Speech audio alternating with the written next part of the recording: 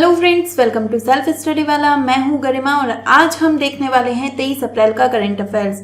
ये current affairs जो UPSC का सिविल सर्विस एग्जाम होता है और यूपीपीसीएस एग्जाम या इस तरह के जो एग्जाम्स हैं उनके लिए स्पेसिफिकली प्रीलिम्स, और इसमें जो टॉपिक सिलेक्ट हैं उनका जो मेंस ओरिएंटेशन है वो भी आपको यहाँ पे दिया जाता है। ठीक है, हिंदी इंग्लिश दोनों में अवेलेबल है और इसकी पीडीएफ मिलेगी आपको हमारे टेलीग्राम चैनल पे। तो अगर आपने अभी तक टेलीग्राम चैनल को ज्वाइन नहीं किया है तो ज्वाइन कर लीजिए और इस पीडीएफ को डाउनलोड कर लीजिए, है ना। तो लेक्चर सुनने से पहले आपके हाथ में पीडीएफ होनी चाहिए ताकि आपको जो भी इंपॉर्टेंट चीज़ें लगे उन्हें आप हाईलाइट कर पाएं।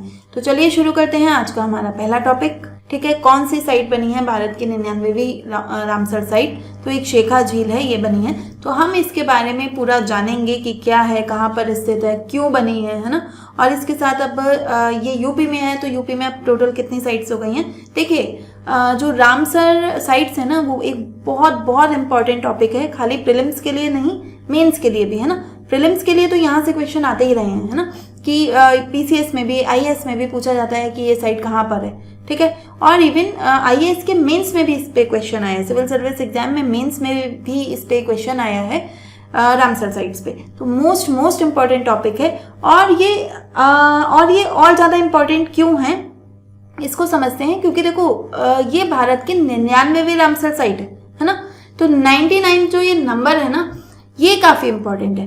अब हम शतक लगाने वाले हैं और उससे बस एक कदम ही दूर है ना। तो आपके लिए ये जानना जरूरी है कि कौन सी साइट है जो 99 नंबर पे आके हम जहाँ पे रुक गए हैं। ठीक है, तो क्या हुआ, वर्ल्ड अर्थ डे पे 22 अप्रैल को ये घोषणा हुई कि जो शेखा झील बर्ड सेंचुरी है इससे list of wetland of international importance या अंतर्राष्ट्रीय महत्व के आर्द्र भूमि जिसे हम रामसर साइट्स का कहते हैं उसमें शामिल कर लिया गया है। ठीक है, तो ये शेखा झील कहाँ पे है? ये अलीगढ़ में स्थित है। अलीगढ़ कहाँ है? उत्तर प्रदेश में। ठीक, और इसके शामिल होने के साथ ही ये भारत की 99वीं और उत्तर प्रदेश की 11वीं रामसर साइट बन गई है। जी हाँ, तो यूपी में 11 रामसर साइट्स हो गई हैं इसके शामिल होने के साथ ही। और ये कैसी है, इसकी विशेषताएं क्या है, इन्हें देख लेते हैं। तो ये एक पेरेनियल मीन्स कि बारहमासी, हर समय इसमें वाटर रहता है। ये भी एक बड़ा कारण है ना। जब इसके आसपास की आर्द्रभूमियां सूख जाती हैं गर्मियों के मौसम में तब इसमें पानी रहता है। ठीक है, इस वजह से बहुत ही जो क्रिटिकल स्पेशीज है उनको होल्ड करती है, उनका एक स्टॉप ओवर भी है। और वहाँ पे कुछ ऐसी प्रजातियां हैं जो यहाँ पे बच्चों को जन्म देती हैं ना, प्रजनन के लिए जानी जाती है ये लेक। फिर आता है ये फ्रेश वाटर लेक है। फ्रेश वाटर मतलब ताजे पानी की झील है। ठीक, कहाँ पर है? जो अपर गंगा कैनाल है ना, वहाँ पे ये स्थित है। यहाँ पे एक बहुत खास बात है कि ये भाई मैन मेड है ना, ये मानव निर्मित झील है। और लेकिन इसका जो इकोसिस्टम है ना वो ऐसा डेवलप हो गया है धीरे धीरे कि नेचुरल इकोसिस्टम डेवलप हो गया है। ठीक, यहाँ पर किस तरह का इकोसिस्टम है देखिए। तो ये एक क्रिटिकल स्टॉप ओवर है सेंट्रल एशियन फ्लाईवे का। सेंट्रल एशियन फ्लाईवे क्या है? जो देखो साइबेरियन बर्ड्स आते हैं यहाँ पर या अन्य देशों से बर्ड्स आते हैं। ठीक, तो जो फ्लाईवे इंडिया के ऊपर से गुजरता है उसे हम कहते हैं सेंट्रल एशियन फ्लाईवे। ठीक, तो वो जब बर्ड्स आते हैं तो रास्ते में उन्हें, अब ऐसा तो है नहीं कि पूरी दूरी एक साथ तय करेंगे वो, है ना। माइग्रेटरी बर्ड्स हैं, प्रवासी पक्षी हैं, तो प्रवासन के समय वो रुकते रुकते जाते हैं विभिन्न स्थलों पे। तो यहाँ पे वो यूपी में कहाँ पर रुकते हैं? इस शेखा झील पर। ठीक है, तो ये एक क्रिटिकल स्टॉप ओवर है पक्षियों के लिए।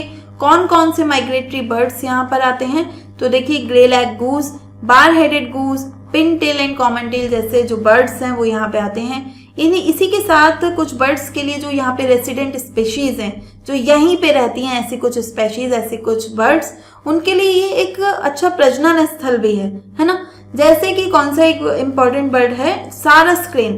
सारस क्रेन जो है सबसे टॉलेस्ट बर्ड है ना, और टॉलेस्ट फ्लाइंग बर्ड कहना चाहिए। तो टॉलेस्ट फ्लाइंग बर्ड है और स्टेट बर्ड है यूपी का। ठीक है, तो वो यहाँ पे प्रजनन करता है, ब्रीडिंग ग्राउंड है वो ये उसका।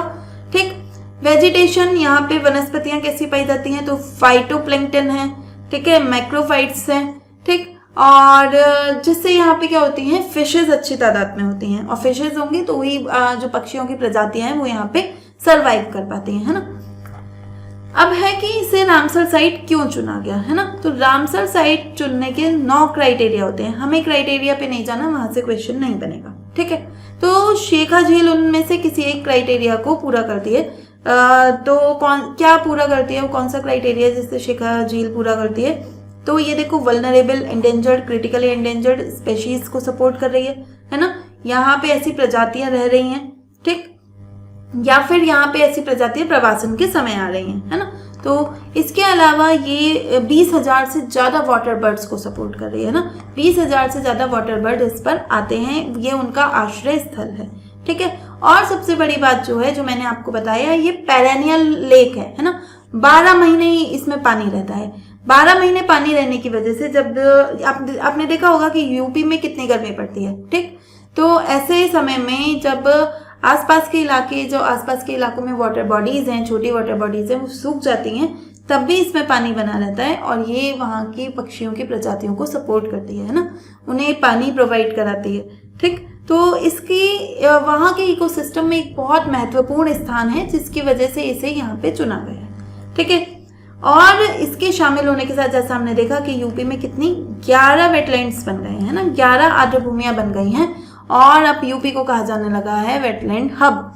तो क्या यूपी में सबसे ज्यादा आर्द्रभूमियां हैं? आपके माइंड में एक क्लिक करना चाहिए, तो नहीं, सबसे ज्यादा आर्द्रभूमियां हैं तमिलनाडु में, ठीक है। तमिलनाडु में 18 आर्द्रभूमियां हैं और यूपी दूसरे स्थान पे आता है, यूपी में 11 आर्द्रभूमियां हैं, ठीक है। अगर आप यूपी का पेपर दे रहे हैं, यूपी पीसीएस का पेपर दे रहे हैं, तो उनके 11 के नाम भी आपको याद होने चाहिए, ठीक है।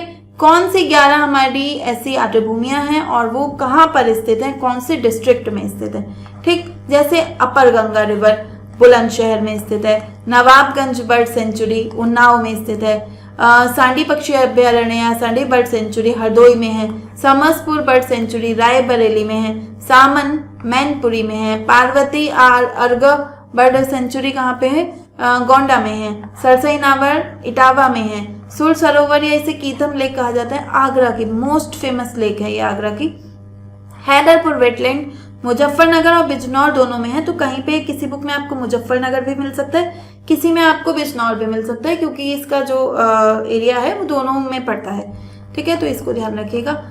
बखीरा वाइल्ड लाइफ सेंचुरी संत कबीर नगर में है और अब एक ये शेखा झील नई ऐड हुई है, ये अलीगढ़ में है, ठीक है। तो आपको ये झीलें याद होनी चाहिए, ये कहाँ पर हैं। ये जो वेटलैंड्स हैं यूपी का, अगर आप पेपर दे रहे हैं, है ना। और वैसे भी वेटलैंड्स आपको थोड़ा बहुत आइडिया तो होना ही चाहिए कि कौन से राज्य में कौन सा है, ठीक। तो क्वेश्चन देख लेते हैं क्या बन सकता है इसमें। तो इस तरह का कोई मल्टी स्टेटमेंट टाइप क्वेश्चन बन सकता है, जैसे यहाँ पर है कि it is a natural oxbow lake formed by the Ganga river. Ganga नदी की ऑक्सबो लेक है, गोकुल झील है, तो नहीं भाई। एक पहली बात तो ये नेचुरल लेक ही नहीं है ना, मैन मेड लेक है ना। नेचुरल तो इसका इकोसिस्टम धीरे धीरे डेवलप हुआ है, तो पहला स्टेटमेंट ही गलत हो गया, ठीक। ये अपर गंगा कैनाल में स्थित है यूपी में, तो ये सही बात है, ठीक है। अलीगढ़ में अपर गंगा कैनाल रीजन में स्थित है और इंडिया की 99th रामसर साइट है, ये भी सही है। तो आंसर बनेगा हमारा 2 and 3, answer will B A. Next question क्या बन सकता है कि सिंपल सा क्वेश्चन आया, तो शेखा झील कहाँ पे स्थित है ना, उत्तर प्रदेश के कौन से जिले में। तो कौन सा जिला है वो, अलीगढ़, ठीक है, अलीगढ़ में यह स्थित है।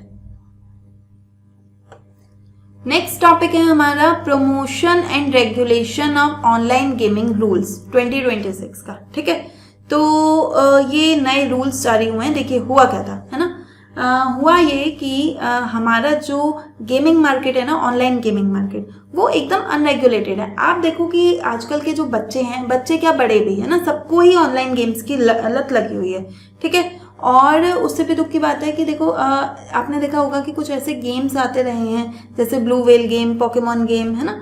तो इन्होंने क्या किया, एक चिंता पैदा कर दी पेरेंट्स के मन में, ठीक है, बच्चों के लिए और पूरे एक समाज में। तो ये एक सोशल इशू हो गया। तो आपने देखा होगा कि बच्चे अक्सर फोन पर ही लगे रहते हैं और ये एक बहुत बड़ा ऐसा मार्केट है जो अभी तक रेगुलेट नहीं था, ठीक है। तो सरकार ने 2025 में इस पर संज्ञान लिया और इसके लिए एक एक्ट लेकर आई, ठीक है।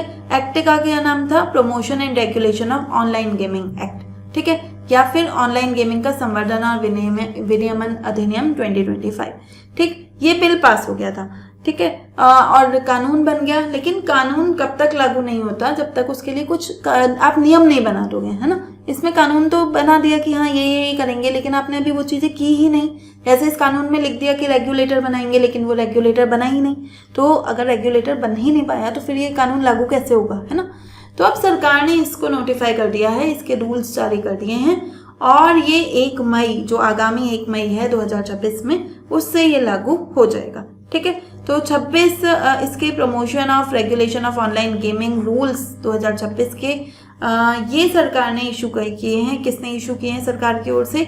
Ministry of electronics and information technology, electronics और सूचना प्रौद्योगिकी जो मंत्रालय हमारा, उसने ये नियम अधिसूचित किए हैं, और 1 अप्रैल से, जैसे मैंने आपको बताया, ये लागू हो जाएंगे, ठीक है। और इसके लागू होने के बाद कुछ ऐसे गेम्स हैं उन्हें कम्प्लीटली बैन कर दिया गया है ना, जैसे मनी गेम्स। अभी समझेंगे कौन से गेम्स हैं, तो उन्हें कम्प्लीटली बैन कर दिया गया है। मोस्ट इंपॉर्टेंट है ये एग्जाम के लिहाज से, आपको IAS में इस पे से क्वेश्चन देखने को मिल सकता है, PCS में भी मिल सकता है, और अगर नहीं भी मिले तो आप इसे मेंस एग्जाम में यूज करके आ सकते हैं कहीं ना कहीं, ठीक है। तो चलिए देखते हैं क्या क्या इन्होंने इसमें प्रावधान किए हैं, ठीक। तो पहला है 3 कैटेगरी क्लासिफिकेशन, 3 श्रेणी का वर्गीकरण इसमें किया गया है। जो भी खेल होते हैं, जो भी गेम्स हैं, उनको 3 श्रेणियों में बांटा गया है। सबसे पहले आते हैं ई स्पोर्ट्स, ठीक है।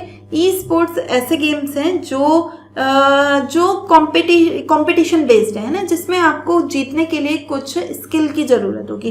जैसे फुटबॉल है ना, तो फुटबॉल को अगर आपको जीतना है मैच में भी, है ना, मान लो ऑनलाइन गेम है फुटबॉल का, तो भी आपको उस स्किल की जरूरत लगेगी। देखो 2 तरह के गेम्स होते हैं, एक स्किल बेस्ड होते हैं, एक चांस बेस्ड होते हैं, लक बेस्ड, है ना। लक या चांस कह सकते हैं कि आपका लक है तो आप जीत गए, और लक नहीं काम किया तो नहीं जीते, है ना। और दूसरे हैं स्किल बेस्ड कि अगर आपको आता है तो ही आप जीत पाओगे। खेलना जैसे चेस है ना, खेलना आता है तो ही जीत पाओगे, अदरवाइज नहीं जीत पाओगे, ठीक है। तो ये ऐसे जो ई स्पोर्ट्स हैं जिसमें स्किल बेस्ड स्पोर्ट्स हैं, ठीक, तो वो लेजिटिमेट हैं, वैध हैं, खेले जा सकते हैं। लेकिन जो भी कंपनियां हैं उनके पीछे जो उनको चला रही हैं, उनको रजिस्ट्रेशन कराना होगा, रजिस्ट्रेशन मैंडेटरी है, ठीक है, ठीक। तो इस स्टेटस के लिए किसी भी गेम को रजिस्ट्रेशन कराना होगा। दूसरे होते हैं online social games. Social games से सिंपल तरह के गेम्स होते हैं जो बच्चे, आपने देखा होगा, खेलते रहते हैं। पजल्स हो सकते हैं, है ना। तो ऐसे सिंपल से गेम्स होते हैं, इनको ये भी वैलिड हैं, ये भी यहाँ पे लेजिटिमेट हैं, वैध हैं, खेले जा सकते हैं भारत में।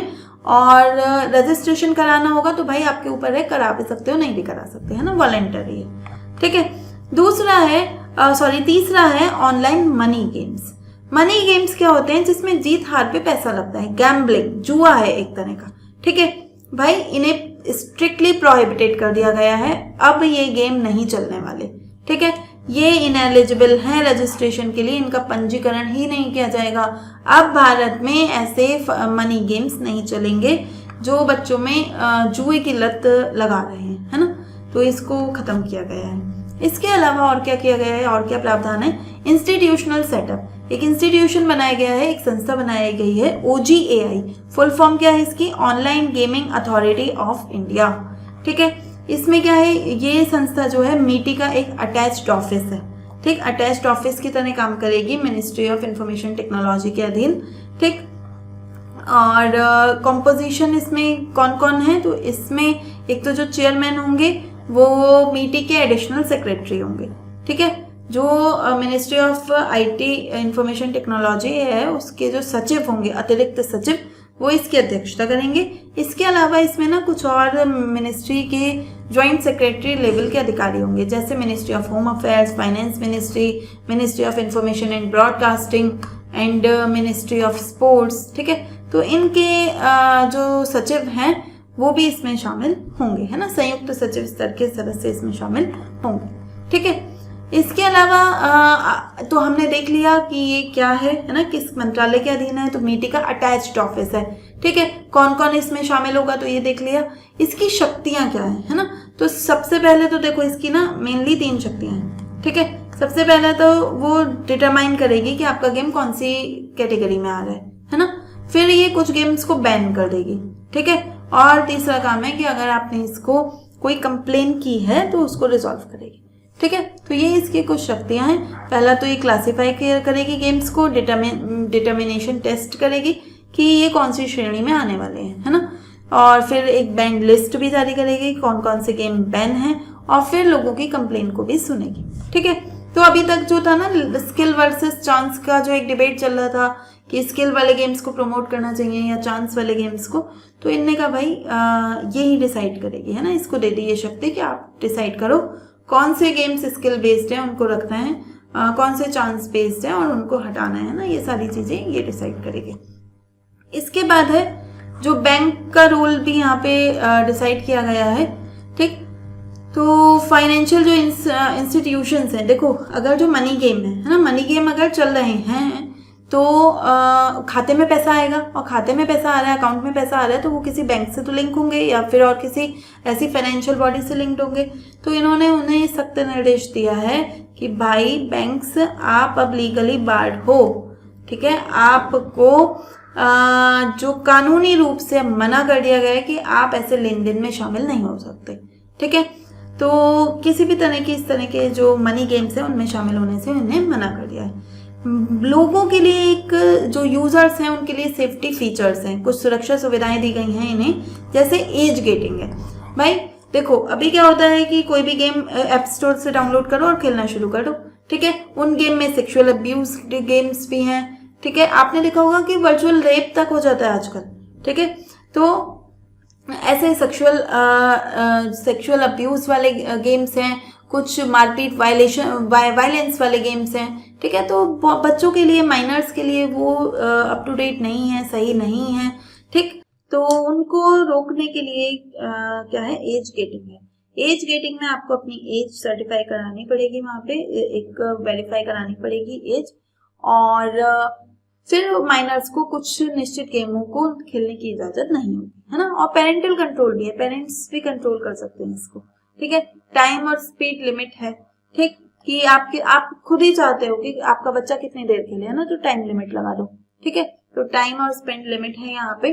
ठीक, कि आप कितना यहाँ पे टाइम खर्च करना चाहते हो। ठीक है, यहाँ पे है, और ये स्पेंड लिमिट्स ना कूपन वाली है ना, ये मत समझना क्योंकि मनी गेम तो बैंड है। ठीक, तो स्पेंड लिमिट्स कूपन वाली है।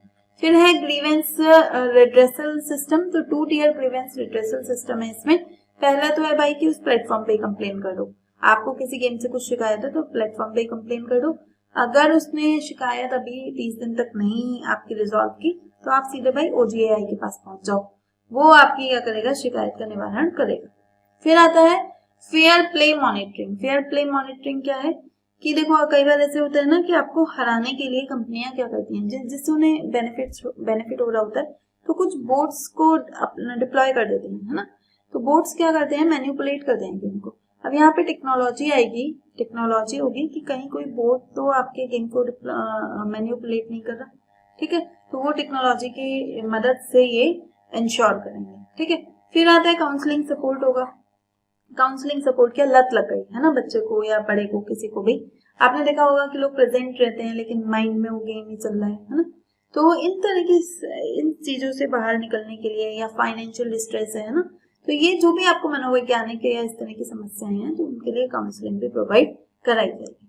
ठीक, और क्या प्रावधान है, डेटा लोकलाइजेशन की बात की गई है। ठीक है, डेटा लोकलाइजेशन मींस कि अभी आपने जो गेम्स से डेटा इकट्ठा किया है ना, तो वो भारत के लोगों का डेटा है तो वो भारत में ही रहना चाहिए। ऐसा नहीं है कि आप उसे कहीं भी विदेशों में स्टोर कर रहे हो। ठीक है, तो इसे भारत में ही स्टोर करना होगा। तो काफी अच्छे नियम हैं, प्रॉग रूल्स कह रहे हैं हम इन्हें। ठीक है, तो काफी अच्छे नियम हैं और जो ऑनलाइन गेमिंग की दुनिया है उसको काफी हद तक रेगुलेट कर पाएंगे। क्वेश्चन क्या आ सकता है कि इसमें किन 3 कैटेगरी में क्लासिफाई किया गया है खेलों को। कैजुअल गेम, स्ट्रेटेजी गेम, तो भाई कैजुअल जैसा कोई गेम नहीं है ना। E sport, online social games और ऑनलाइन मनी गेम्स। ठीक है, यही था, है ना, तो answer will be B. Next है कि यूजर सेफ्टी फीचर में क्या क्या प्रावधान है। एज गेटिंग है तो हाँ, आयु प्रतिबंध तो है। आधार लिंकिंग मैंडेटरी है तो भाई आधार लिंकिंग का कोई प्रावधान नहीं है ना, तो 2 गलत हो गया। टाइम एंड स्पेंड लिमिट्स है, ये भी है। 2 टियर ग्रीवेंस रिड्रेसल सिस्टम है, ये भी है, तो 2 गलत हो गया, तो आंसर बना 1, 3 and 4। Answer will B A. Next topic है हमारा कि भारत में इतनी गर्मी क्यों पड़ रही है ना। अभी एक AQI.in संस्था है, उसने एक डेटा रिलीज किया कि 21 अप्रैल को कौन से ऐसी 20 जगह थी जो सबसे गर्म थी। ठीक है, तो उनकी सूची आई तो उसमें 19 क्षेत्र ऐसे थे जो भारत में स्थित थे और जो 20वां था वो भारत के पड़ोसी नेपाल के लुम्बिनी में था। ठीक है, तो भारत मतलब बहुत चिंता का विषय है। ठीक है, तो हमारे लिए एग्जाम में क्या आ सकता है कि भाई इसके कारण क्या है, क्यों पड़ रही है भारत में इतनी गर्मी। अभी तो अप्रैल का महीना ही शुरू हुआ है, अभी तो मई जून बाकी है। ठीक, तो देखो सबसे पहला कारण है लू। ठीक, लू क्या होता है, पहले तो लू तो हर साल ही चलती है, इस साल क्या विशेष है, तो विशेष ये है कि भाई देखो हर साल चलती है, अप्रैल से जून के महीने के बीच में चलती है, लेकिन अप्रैल में भी ना लास्ट अप्रैल में आती है, बिल्कुल लास्ट में। लेकिन अब क्या हुआ, मिड अप्रैल में ही आ गई, जल्दी आ गई। ठीक, जल्दी आ गई और बहुत स्ट्रॉन्ग लू है ना, पहले की तुलना में जितनी अप्रैल में पहले चलती थी उससे कंपेरेटिवली ज्यादा स्ट्रॉन्ग है। लू होती क्या है, strong dusty gusty hot and dry summer wind से। ठीक है, ऐसे मतलब कि स्ट्रॉन्ग धूल भरी आंधियां हैं, झोंके से चलती हैं, गर्म है, शुष्क हवाएं हैं। ठीक है, कहाँ से उठती हैं, वेस्ट से ईस्ट की ओर चलती हैं। जो बलूचिस्तान वाला थार डेजर्ट वाला इलाका है ना, पश्चिमी एशिया का क्षेत्र, वहां से उठेंगी और भारत की ओर पाकिस्तान की ओर चलती है। ठीक है, और इस दौरान तापमान 45 से 50 डिग्री के बीच में पहुंच जाता है।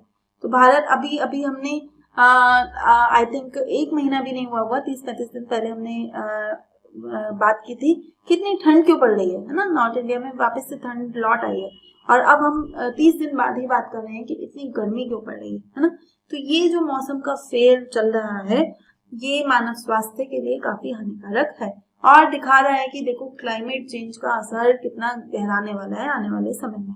ठीक है, दूसरा फैक्टर क्या है और गर्मी का कारण दूसरा क्या है, El Nino, super El Nino आने की बात कही जा रही है। और यकीन मानिए अगर ये सुपर अल नीनो आता है तो ये काफी भीषण, इसके गंभीर परिणाम होने वाले हैं। ठीक, तो पहले सुपर एल नीनो क्या है उसको देखने से पहले हम एल नीनो को देख लेते हैं।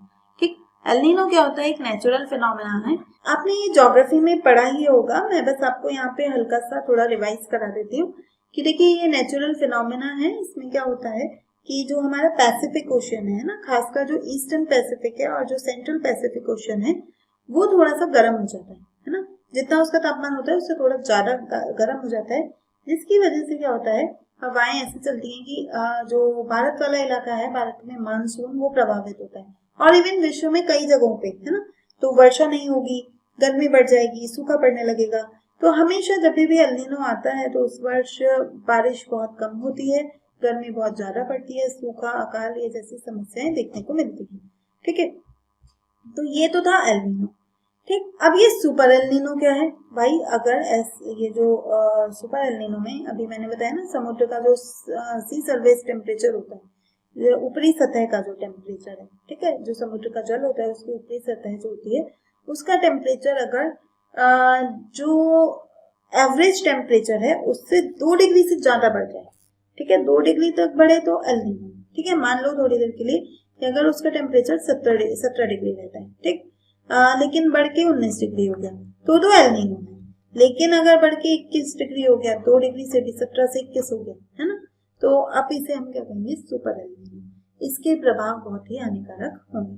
ठीक, तो वैज्ञानिकों का मानना है कि भाई सुपर एल नीनो आता हुआ दिखाई दे रहा है और इसकी वजह से भी क्या है, अभी से ही गर्मी बढ़नी शुरू हो गई है। ठीक है, तीसरा कारण क्या बताया है उन्होंने कि जो हिमालयन स्नो कवर है, हिमालय का जो बर्फ का आवरण है उसमें कमी आई है। क्या हुआ कि देखो जो 2025-26 का जो साल था इसमें जो वेस्टर्न डिस्टर्बेंस होता है, पश्चिमी विक्षोभ होता है, वो जब आता है ना तो हिमालय पे बर्फ पड़ती है। ठीक है, अब वो बर्फ क्या होती है, धीरे धीरे गर्मियों के मौसम में पिघलती है। ठीक, लेकिन अब क्या हुआ कि बर्फ कम पड़ी, इस साल पड़ी ही नहीं, बहुत कम बर्फ पड़ी है, पिछले साल तो और नहीं पड़ी थी।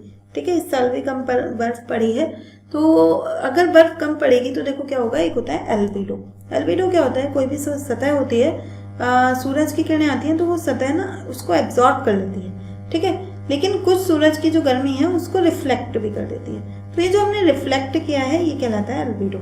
ठीक है, तो जो बर्फ होती है ना, बर्फ का एल्बिडो वाइट कलर की होती है, सफ़ेद रंग की, है ना। तो सफ़ेद रंग का एल्बिडो क्या होता है, बहुत ज़्यादा होता है, वो बहुत कम अवशोषित करता है, बहुत ज़्यादा रिफ्लेक्ट कर देता है। अब उसने गर्मी अवशोषित ही नहीं की तो आसपास का इलाका गर्म नहीं होगा, है ना, ठंडा ठंडा रहेगा। लेकिन क्या हुआ, इस बार बर्फ ही नहीं पड़ी, कम बर्फ पड़ी। कम बर्फ पड़ी तो क्या होगा कि अब ये ज़्यादा गर्मी अवशोषित करेगा, हिमालय का रीजन, हिमालय के आसपास के इलाके, ठीक। तो इससे क्या हो रहा है, अब ये ज़्यादा गर्मी अवशोषित कर रहे हैं, एब्जॉर्ब कर रहे हैं, जिसकी वजह से जो नॉर्थ इंडिया है उसका बेस टेम्परेचर, जो आधार तापमान है, वो काफ़ी बढ़ गया है, ठीक है। इसके अलावा यहाँ पे अर्बन हीट आइलैंड इफेक्ट भी है। हीट आइलैंड क्या होता है कि देखो क्या होता है कि पहले क्या होता था कि जो दिन के समय बहुत गर्मी रही, है ना, लेकिन शाम होते ही तापमान अच्छा हो जाता था, सुहावना हो जाता था, ठीक है, और रात में लोगों को राहत मिलती थी। फिर सुबह गर्मी हो गई, लेकिन रात में बॉडी को थोड़ी राहत मिल जाती थी। लेकिन अब क्या हो गया है, अब तो कंक्रीट के घरों में हम रहते हैं, कंक्रीट के घर दिन में तपते हैं और रात में वो हीट को ट्रैप करके उसको उत्सर्जित करते हैं, तो रात तो और गर्म होती है। इस कॉन्सेप्ट को कहा जाता है वार्म नाइट्स, ठीक है, जिससे क्या है कि जो तापमान है, रातें हैं वो भी बहुत गर्म है, दिन भी गर्म है, रातें भी गर्म है, जिसकी वजह से मानव शरीर को कोई राहत नहीं है, ठीक। कारण क्या है, कंक्रीट, है ना, जो हमने अर्बनाइजेशन किया है तेजी से, उसकी वजह से ये देखने को मिल रहा है, ठीक। तो ये हमने 4 कारण समझे। आपसे सीधे सीधे ना मेंस में ऐसा क्वेश्चन आ सकता है, ठीक, कि इस साल गर्मी बढ़ने के क्या कारण थे, ठीक है। और प्रीलिम्स में किस तरह के क्वेश्चन आ सकते हैं, लू पे आ सकता है कि लू कैसे चलती हैं, तो वेस्ट से ईस्ट की ओर, है ना, पश्चिम से पूर्व की ओर चलती हैं, ठीक है। अर्बन हीट आइलैंड इफेक्ट क्या होता है ना, इसके बारे में कि कौन से फैक्टर इसको कंट्रीब्यूट करते हैं या इसमें योगदान करते हैं। तो high concentration of concrete surface, concrete की सतह का ज़्यादा होगा तो अर्बन हीट आइलैंड होगा, सही बात है। वेजिटेशन कवर ज़्यादा होगा, कम होगा, हाँ, तो तभी भी अर्बन हीट आइलैंड बनेगा, ठीक है। इवेपो ट्रांसपिरेशन ज़्यादा होगा तो क्या अर्बन हीट आइलैंड होगा, नहीं। इवेपो ट्रांसपिरेशन ज़्यादा होगा तो मतलब गर्मी, जो वाटर है वो ज़्यादा इवेपोराइज्ड होगा, तो वो शीतलता प्रदान करेगा, है ना, ठंडापन प्रदान करेगा, ठीक। तो 3 गलत है। हीट रिटेंशन करेंगी बिल्डिंग्स, ये सही है, तो 3 गलत है, तो आंसर बनेगा 1, 2 and 4, answer will B A. Next topic है हमारा विश्व सूत्र, ठीक है, या weaves of India for world, ठीक। विश्व के लिए भारत अपना बुनाई कौशल दिखाएगा, ठीक है। तो क्या हुआ, 61st फेमिना मिस इंडिया का ग्रैंड फिनाले चल रहा था, कहाँ पे, उड़ीसा के भुवनेश्वर में, ठीक। तो वहाँ पे इसको विश्व सूत्र को अनवील किया गया, इसका उद्घाटन किया गया, ठीक है। तो क्या है ये, पहले तो इसको डेवलप किसने किया है ना, तो डेवलप किया है office of the development commissioner handloom, ठीक है, जो हमारे हथकरघा के विकास आयुक्त कार्यालय है, उसने इसको डेवलप किया है, किसके साथ मिलकर, national institute of fashion technology के साथ मिलकर, ठीक है। हम क्या कर रहे हैं, देखो सिंपल सी बात है, हमारे यहाँ पे आप जाओ अलग अलग रीजन में, है ना, तो अलग अलग रीजन में अलग अलग तरह का हैंडलूम है। बनारस में जाओ बनारसी साड़ी, तमिलनाडु में चले जाओ साउथ में कांजीवरम साड़ी, ठीक है, साड़ी की ही इतनी वेराइटीज हैं, ठीक। तो लेकिन क्या है, अब हमें ना हमारा ये जो हथकरघा है, हैंडलूम है, इस सेक्टर को पॉपुलर बनाना है विश्व स्तर पे। अब विश्व के लोग तो साड़ियाँ नहीं पहनते, है ना, तो हम क्या करें, या जो चीज़ें हम पहनते हैं, जो फैशन स्टाइल इंडिया का है वो वहाँ का नहीं है, तो हम ऐसा कुछ करें कि जो वेस्टर्न या अदर कंट्रीज़ के जो फैशन स्टाइल्स हैं उनको इंडिया के साथ मर्ज कर दें, है ना, उन इंडिया वालों को उनके में ढाल दें, तो फिर वो लोग हमारी चीज़ें खरीदने लगेंगे, ठीक है। तो ये इसका ऑब्जेक्टिव है कि जो ट्रेडिशनल इंडियन हैंडलूम्स हैं उसको आप कंटेम्प्ररी, जो आज की चीज़ें हैं, ग्लोबल लेंस से रीइंटरप्रेट कर दो, ठीक है, पुनर्व्याख्यायित कर दो, नए तरह से चीज़ें बना दो और फिर उन्हें बेचो, इंटरनेशनल एक्सपोर्ट्स बढ़ाओ, तो और भारत की कल्चरल सॉफ्ट पावर को भी बढ़ाओ। अभी आपका जो बनारसी साड़ी है वो केवल भारत में ही प्रसिद्ध है ना, ऐसा कुछ हो कि वो जो बनारसी सिल्क है वो विश्व स्तर पे फेमस हो जाए, ठीक है। तो इसके लिए एक कॉन्सेप्ट लेकर आए हैं, वो 30-30-30 का कॉन्सेप्ट है ना। 30 डिस्टिंक्ट वीव्स। इसमें क्या करेंगे हम, 30 राज्यों का चुनाव किया हमने और उनके टेक्सटाइल्स का चुनाव किया। ठीक है, 30 टेक्सटाइल जो भी उन राज्यों का फेमस टेक्सटाइल होगा। ठीक, फिर क्या हुआ, हमने 30 ग्लोबल इंस्पिरेशन रखे। ठीक है, जैसे हमने इंडिया की 30 चीजें ली, ठीक है, 30 जो टेक्सटाइल्स हैं वो लिए, ऐसे ही हम 30 चीजें किसके लेंगे, डिफरेंट कंट्रीज से लेंगे। ठीक है, और फिर उनको मिक्स करेंगे। जैसे हमने उड़ीसा का इकार्ट ले लिया, ठीक है, उसको ग्रीक मोटिव्स के साथ मिला के बना दो। बनारसी जो ब्रॉकेड है उसको यूएई के यूएई का जो आर्किटेक्चरल पैटर्न है उसके साथ, मतलब कि आपको बनारसी साड़ियों में यूएई के जो आर्किटेक्चरल पैटर्न है उसका टच दे दो, फिर वो लोग पहनने लगेंगे। साड़ी नहीं पहनेंगे, मतलब वो उसका जो भी पहनते होंगे वो चीजें बना के पहनने लगेंगे। मानो कोई कुर्ता पहनता है तो वो उन चीजों का कुर्ता बनाने लगेगा, है ना, सिल्क। कांजी बना मैं तो इसको नॉर्वेजियन डिजाइन लाइंस के साथ मिक्स कर दो। ठीक, तो इस तरह से इसको मिक्स कर रहे हैं। ठीक है, तो ये 30-30-30 का रूल था, कॉन्सेप्ट था, नॉट रूल। ठीक, तो यहाँ पे अब ऐसा करने से इससे क्या फायदा होगा, देखो जो हमारा वोकल फॉर लोकल था ना, अब वो हो गया है vocal for local to global. ठीक है, अभी तो हम ये कह रहे थे कि भाई हमारे यहाँ पे सिल्क साड़ियाँ बनती हैं, यहाँ के लोग ही नहीं पहनते, तो भाई आप लोग ही पहनो लोकल। भाई खाली खुद मत पहनो, विदेशों में भी जाके बेचो, तभी तो देश तरक्की करेगा, है ना। इसके अलावा जो 5F फ्रेमवर्क है हमारा, farm to fibre to factory to fashion to foreign, कि पहले फार्म में बना कपास, ठीक है, उस कपास से तुमने फाइबर बनाया, फिर फाइबर से धागा बनाया, धागे से फैक्ट्री में जाके वो कपड़ा बना, कपड़े को फैशन में तुमने चेंज किया और अब भाई उसे फॉरेन में एक्सपोर्ट भी कर दो। ठीक है, तो ये जो विश्व सूत्र है ये आपको ध्यान रखना है। क्या ऑब्जेक्टिव है इसका, क्वेश्चन किस तरह का आ सकता है, ऑब्जेक्टिव पूछा जा सकता है। क्या टेक्सटाइल मैकेनाइजेशन को बढ़ाना, नहीं। टेक्सटाइल एक्सपोर्ट को और सॉफ्ट पावर को बढ़ाना, हाँ, तो आंसर बनेगा बी। और पढ़ लेते हैं, वीवर्स को सब्सिडीज प्रोवाइड करना, नहीं। जो ट्रेडिशनल हैंडलूम है उसको रिप्लेस करना, नहीं, तो आंसर बनेगा बी।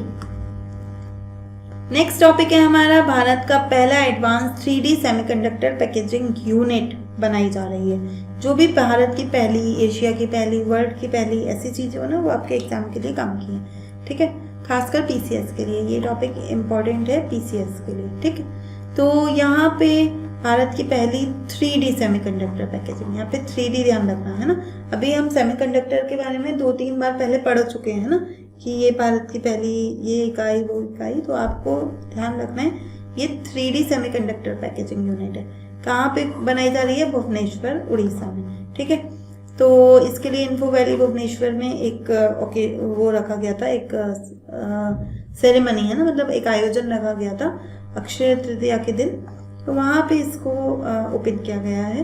कोरबा जिले में है ये, ग्रीन फील्ड है, vertical integrated advance packaging and ATMP assemble testing marking packaging facility है।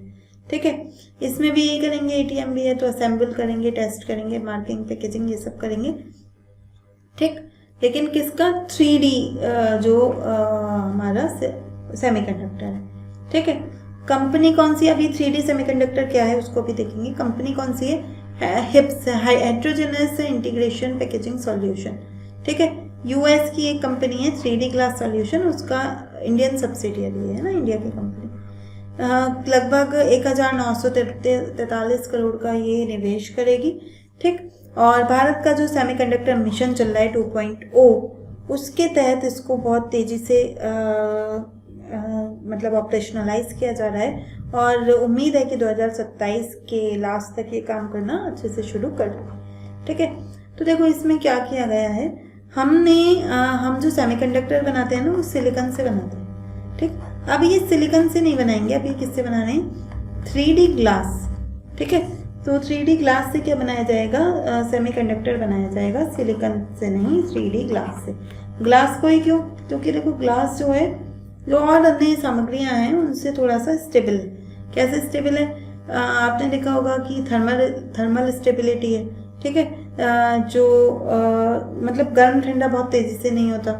ठीक, सिग्नल लॉस इसमें बहुत कम होता है, ऑप्टिकल फाइबर हमने देखा। ठीक है, इंटरकनेक्टेड डेंसिटी, इसकी डेंसिटी काफ़ी ज़्यादा है जो अन्य मटेरियल हैं, घनत्व ज़्यादा है, ठीक। तो इसकी वजह से हमने ग्लास को चूज़ किया। और ये 3D पैकेजिंग क्या है? 3D पैकेजिंग देखो, एक तो होता है ना कि जो चिप है वो साइड बाय साइड लगा दिया आपने, तो ये 2D पैकेजिंग है। एक उसमें है कि साइड बाय साइड तो लगाएंगे ही, साथ में वर्टिकल भी लगाएंगे, ठीक है। तो जैसे ब्लॉक्स बनाते हैं ना उस तरह से। तो इससे क्या होगा कि बहुत कम स्पेस में बहुत ज़्यादा चिप्स आ जाएंगी, ठीक है। और इससे माना जा रहा है कि जो प्रोसेसिंग है उसकी स्पीड बढ़ जाएगी, ठीक। तो ये जो 3D पैकेजिंग वाली यूनिट है ये हमारी पहली है। इससे के अलावा हमने देखा सानंद में, धौलेरा में और अन्य यूनिट्स भी बनाई जाती रही हैं, ठीक है। तो इसका अनुप्रयोग क्या है, एप्लीकेशन क्या है, किस किस में काम आएंगी ये चिप्स जो हम बनाएंगे? तो generative AI, artificial intelligence, 5G 6G network जो है, डेटा सेंटर्स बना रहे हैं हम, ठीक। या एरोस्पेस और डिफेंस सिस्टम जहाँ पे ऐसे हाई एंड टेक्नोलॉजी की ज़रूरत होती है, कटिंग एज टेक्नोलॉजी की, वहाँ पे ये काम आने वाला है, ठीक। क्वेश्चन क्या आ सकता है? तो क्वेश्चन देख लेते हैं। क्वेश्चन आएगा कि 3D semiconductor packaging unit Orissa में किसके द्वारा बनाई जा रही है? तो हेटेरोजेनस इंटीग्रेशन पैकेजिंग सॉल्यूशन के द्वारा, ठीक है। नेक्स्ट टॉपिक उससे भी ज़्यादा इंपॉर्टेंट है, भारत की पहली प्राइवेट सेक्टर की गोल्ड माइन आ रही है ना, गोल्ड माइन, सोने की खान, जिसे निजी क्षेत्र जो है चलाएगा, ठीक है। अभी तक जो भी संचालित होती थी ऐसी खानें, गोल्ड माइंस या जिनसे हम सोना निकालते थे, वो राज्य के द्वारा होती थी, है ना। राज्य माने कि कोई सरकार कर रही है, ठीक है। लेकिन अब हम किसी प्राइवेट क्षेत्र को ये दे रहे हैं। तो आपको दो चीज़ें तो पता होनी चाहिए भाई, प्राइवेट क्षेत्र को दे रहे हैं तो कौन सी कंपनी है, ये डेफिनेटली बहुत चांसेस है वो कंपनी पूछने के, है ना। और दूसरा क्या क्वेश्चन आ सकता है कि कौन से इलाके में ऐसा हो रहा है ना, कौन से राज्य में हो रहा है, ठीक है। तो जो हमारी यूनियन मिनिस्ट्री ऑफ माइंस है और जो आंध्र प्रदेश गवर्नमेंट है उसने ये कंफर्म किया, ठीक। तो जोनागिरी प्रोजेक्ट है, जोनागिरी की खान है आंध्र प्रदेश में, ठीक है। तो अभी तक हम हट्टी में, KGF में, ठीक है, जो गोल्ड फील्ड है वहाँ पे ऐसे माइनिंग करते थे, लेकिन वो माइनिंग ना राज्य मतलब सरकारें कर रही होती थी, ठीक है। अब हम निजी हाथों में ये दे रहे हैं, निजी कंपनियों को दे रहे हैं खनन करने को। कहाँ पे खनन होगा? जोनागिरी, एरागुड़ी और पगीडेराई, ठीक है।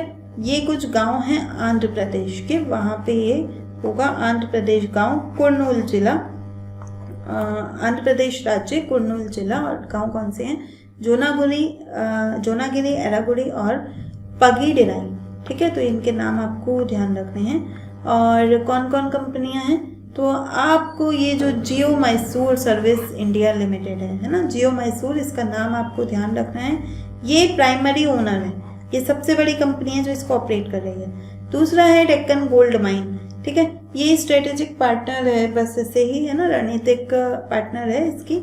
और एक त्रिवेणी अर्थ मूवर्स है, ये इसको जो भी लॉजिस्टिक्स चाहिए होगा, इंफ्रा वगैरह, वो प्रोवाइड कराएगी, ठीक है। तो ये आपको ध्यान रखना है। लगभग 400 करोड़ का इन्वेस्टमेंट किया जाएगा और माना जा रहा है कि 13 टन गोल्ड ये यहाँ से निकालेंगे, है ना। और एक्सप्लोर करते समय अगर लगा तो उम्मीद है कि 42 टन तक भी जा सकता है ना।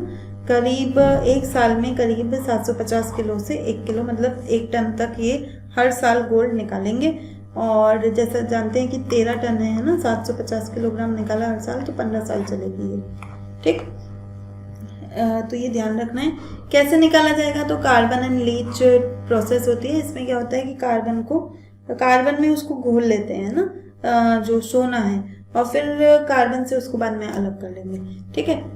इस प्रोसेस में नहीं जाना, बस नाम थोड़ा ध्यान रखना है। कार्बन एंड लीच प्रोसेस को यूज़ किया जाएगा इसको निकालने में, ठीक। क्वेश्चन क्या आ सकता है? मैंने आपको बताया 2 ही क्वेश्चन यहाँ पे मैंने बनाए हैं कि कौन सी कंपनी है। तो Jio Mysore service India limited private limited. और कहाँ का है ये प्रोजेक्ट? तो आंध्र प्रदेश में ये प्रोजेक्ट बनाया जा रहा है, ठीक है। नेक्स्ट है, भारत और जापान ने डेटा पैक्ट किया है AI के स्मार्ट सिटीज़ के लिए, ठीक है। तो यहाँ पे नई दिल्ली और टोक्यो, है ना, नई दिल्ली और टोक्यो मतलब जापान और भारत के बीच में एक टेक्नो स्ट्रेटेजिक या तकनीकी रणनीतिक कॉरिडोर बनाया जा रहा है। क्या है ये? ठीक है, अभी तक देखो हम क्या करते थे, हम कहते थे जापान से भाई हमारे यहाँ बुलेट ट्रेन बना दो, है ना, हमारे यहाँ ये बना दो, तो हम फिजिकल इंफ्रास्ट्रक्चर की बात करते थे। अब हम फिजिकल से एक नंबर आगे जा रहे हैं डिजिटल इंफ्रास्ट्रक्चर पे, है ना। हम AI स्पेस बनाएंगे मिलकर, ठीक है क्या ये हमारा कब साइन हुआ इसे देख लेते हैं। तो भारत और जापान का पहला AI स्ट्रेटेजिक डायलॉग चल रहा था मुंबई में और बेंगलोर में, ठीक है। तो इस डायलॉग के दौरान इस पे हस्ताक्षर हुए, ठीक। कौन कौन सी कंपनियां शामिल हैं इसमें, किस किस ने इस पे साइन किया। तो हमारी तरफ से तो है भाई एक data Kaveri system. Data Kaveri system क्या है, जो हमारा IISc बेंगलोर है ना, Indian institute of science Bengaluru में, ठीक है। तो उसका centre of data for public good है, उसकी ये एक वाणिज्यिक शाखा है, ठीक है, कॉमर्शियल आर्म कह सकते हैं। तो मतलब एक सरकार का ही एक निकाय है, ठीक है। और दूसरी तरफ से वनस्ट्रक्शन इंक, ठीक है, ये जापान की कंस्ट्रक्शन डेटा में फेमस कंपनी है। तो इन दोनों ने, डेटा कावेरी और वनस्ट्रक्शन इंक ने साथ में मिलके इसको साइन किया है।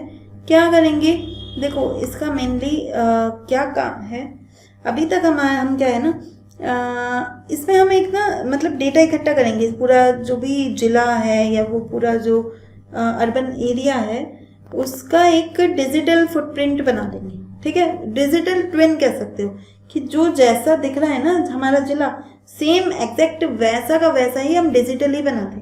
अब इससे होगा क्या, जैसे देखो अब आपदा के समय हमें बचना है, मानो उस जिले में बाढ़ आती है, तो बाढ़ के लिए आपको पहले से ही प्लानिंग करके रखनी है, तो आप उसमें सिमुलेशन कर सकते हो। अब रियल में तो बाढ़ ला के प्रैक्टिस नहीं कर सकते ना, एक्सरसाइज नहीं कर सकते, तो आप उस जो आपने डिजिटल ट्विन बनाया है ना, तो उसमें आप ये प्रैक्टिस कर सकते हो, ठीक है। तो यहाँ पे ये डेटा इकट्ठा करना, उसका डिजिटल ट्विन बनाना, तो ये कंपनी वहाँ पे आपकी हेल्प करेगी, ठीक है। तो भारत का एक प्लेटफॉर्म है IUDX, ठीक, इंटेलिजेंट यूनिवर्सल डेटा एक्सचेंज, ठीक है। ये इसने अर्बन डेटा इकट्ठा कर रखा है, 55 जो स्मार्ट सिटीज़ हैं वहाँ पे पहले से ये डेटा इकट्ठा करने का काम कर रहा है। और एक ये जो जापान का एक स्टैंडर्ड है ओपन बिम, बिल्डिंग इंफॉर्मेशन मॉडलिंग, ठीक है। ये क्या करता है, ये पूरे जो फिजिकल इंफ्रास्ट्रक्चर होता है ना उसका ब्लूप्रिंट बना देता है डिजिटल में, ठीक है। तो ये इसको डेटा प्रोवाइड कर देगा और ये इसका पूरा क्या डिजिटल फुटप्रिंट बना देगा। ऐसे समझ लो जैसे आपका घर है ना, तो फिजिकली तो आपको पता है कि क्या क्या चीज़ कहाँ पे है, और हम उसको बिल्कुल वैसा ही दिखने वाला एक डिजिटली घर बना दें, है ना। तो उसे हम क्या कहेंगे, आपका डिजिटल, आपके घर का डिजिटल ट्विन, ठीक है। तो इसको दोनों साथ में मिलके काम करेंगे, हम डेटा देंगे और वो वहाँ पे उस डेटा से क्या करेगा, डिजिटल ट्विन तैयार कर देगा।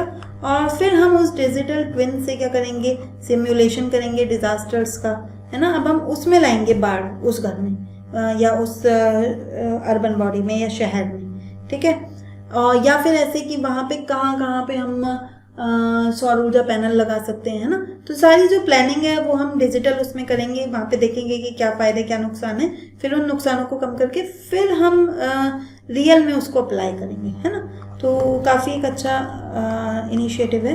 तो आपसे पूछा जा सकता है डिजिटल ट्विन क्या है, ठीक है। एक शहर का डिजिटल ट्विन बनाया भी गया था, आपको याद हो तो आप मुझे कमेंट बॉक्स में बताएंगे, ठीक है। अगर आप करंट अफेयर्स फॉलो कर रहे हो तो आप बताएंगे कि कौन से शहर का डिजिटल ट्विन बना था, ठीक है। तो डिजिटल ट्विन क्या होता है, एक वर्चुअल सिटी है जो यूज़ करते हैं हम सिम्युलेशन और प्रेडिक्शन के लिए, तो सही है ना, आंसर रहेगा ए। नेक्स्ट है इंडिया जापान में पैक्ट साइन हुआ है किस किस के बीच में, तो डेटा कावेरी और वनस्ट्रक्शन, है ना, आंसर विल बी बी।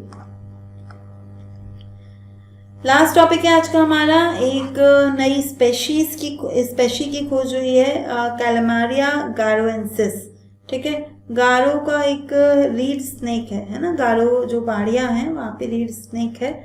तो एक जर्नल में जो जर्नल है उसमें आया कि उसमें छपा है ना कि ये एक नया स्नेक की प्रजाति जो है हमें पता चली है, ठीक है, कि कौन कौन से इंस्टीट्यूट्स ने खोज निकाली है इसको, तो बहुत सारे लोग साथ में मिलकर काम कर रहे थे। इसको ही खोजने के लिए नहीं, वो तो अपनी स्टडी कर रहे थे, स्टडी के दौरान उन्हें यह मिला होगा। ठीक, हेल्प अर्थ कॉटन यूनिवर्सिटी काम के नहीं है ना, पढ़ लेना, काम के बिल्कुल नहीं है, ये नहीं पूछा जाएगा। लेकिन चूंकि मैंने आपको बताया ना कि आपको इच्छा होती है मानसिक रूप से कि हाँ पता हो कि किसने खोज की है, ठीक है, तो मैंने यहाँ पे लिख दिया है, लेकिन आएगा नहीं। ज़्यादा से ज़्यादा बस ये पूछा जा सकता है कि ये क्या है, तो ये स्नेक है, कहाँ मिला है, तो मेघालय में मिला है, गारो की पहाड़ियों में। ठीक है, तो फोसोरियल रीड स्नेक है। फोसोरियल रीड स्नेक क्या होते हैं कि देखो, एक तो ये बिल में रहने वाला है, ठीक है, और रीड स्नेक माने कि कई बार ऐसे होगा कि पत्तियों के बीच में छुप छुपा के रहेगा, है ना, तो लीफ लिटर में रहता है, मॉइस्ट सॉइल में रहता है। ठीक है, तो गारो में, मेघालय में ये हमें मिला है। ठीक, तो पत्तियों के ढेर में छुप के रहता है। ठीक है, इस तरह का ये सांप दिखता है, इसकी खोज हुई है। ठीक है, क्वेश्चन क्या बन सकता है, क्वेश्चन बनेगा statement type, it is a newly discovered species of fossorial snake, तो सही बात है। It was discovered in Western Ghat, नहीं भाई, उसके नाम में ही है गारो, गारोवेंसिस। ठीक है, तो गारो है, तो गारो खासी जयंतिया कहाँ पे है, मेघालय में है ना, मेघालय की पहाड़ी में। ठीक है, तो दूसरा गलत हो गया, तो 2 हटते ही ये 3 कट गए, आंसर मिल गई ए। ठीक, तो यहाँ पे हमारा आज का करंट अफेयर समाप्त होता है। उम्मीद करती हूँ आपको पसंद आया होगा। काफ़ी इंपॉर्टेंट टॉपिक है इस वाले करंट अफेयर्स के आज के क्लास में, तो आपको सब याद करने हैं।